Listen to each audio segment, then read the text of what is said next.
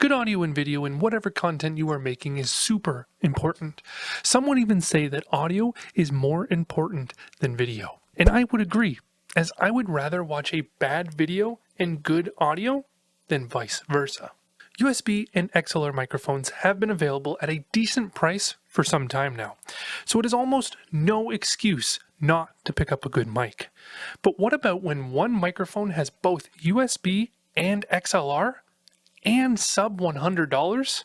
Well, let's put the Fifine K688 to the test and find out whether it's worth it.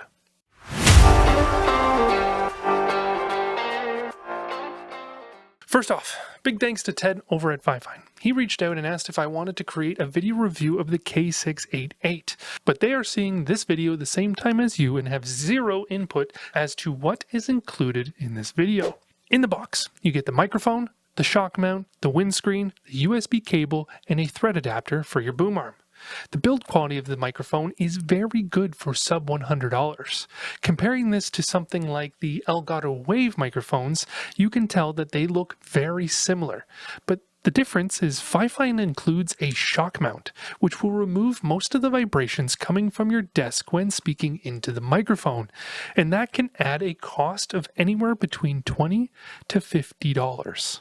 But one of the first decisions when starting out in content creation is whether to choose a USB mic, which is cheaper and does not include as many features, or go for the full purchase of an XLR microphone, which includes a cable and an audio interface. Myself, when I first started streaming years ago, I went with a USB microphone for almost a year. Then, the next Christmas, I stepped up to an XLR microphone and interface. With the Fifine K688, you don't have to make that choice. The mic includes both USB-C and XLR connections on the back of the microphone. So when you're ready to move up to the XLR interface, it's there with you. The mic also includes a headphone jack which supplies zero latency monitoring, as well as a gain knob for the microphone while connected to the USB-C and a volume knob for the headset connection. To start, we are using the XLR output. This requires an XLR cable as well as an audio interface. To keep things the same, I picked up the Fifine audio interface to test this microphone. But setup is super simple. No crazy drivers to install, literally just plug and play. The interface connects via USB-C cable to your computer, and the microphone connects to the interface via an XLR cable. But testing the microphone without any adjustments, I do think this sounds very good. This is the K688 plugged into the XLR port, and this is what the microphone sounds like. This is what the Fifine K688 sounds like while being connected through USB. And this is the Elgato Wave connected through USB-C cable, and this is what the Elgato Wave sounds like. With testing indirect pickup, we can move the microphone to 90 degrees to see the side, and this is what that sounds like. We can then flip the mic to 180 degrees, and this is how it sounds.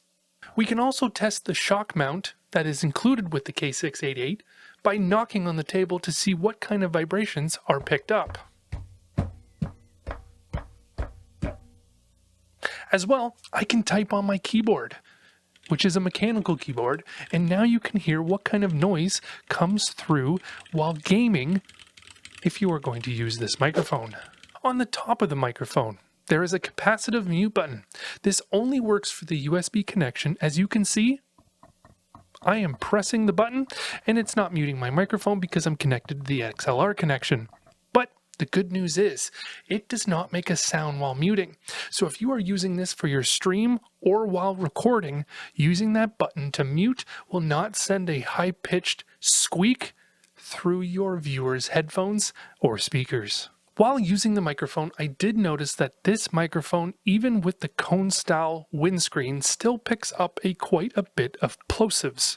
And I believe it is because the capsule is so close to the tip of the windscreen that it just doesn't have enough space to deflect the plosives. To fix this, Fifine would need to either shorten the capsule or make the windscreen just a little bit longer.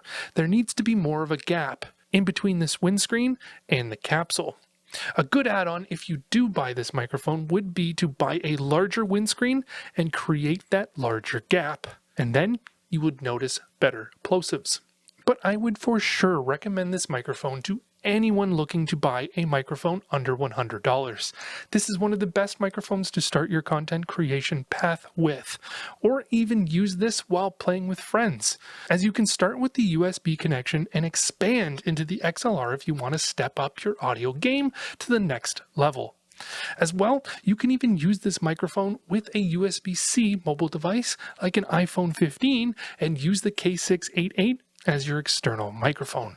If you are interested in picking up any of the equipment used in this video, I will include links to everything down below the like button. But thanks for watching, leave a like if you enjoyed, subscribe if you're new, and check out these 2 videos that I just recently posted. I think you'll like them a lot, and I'll see you next week.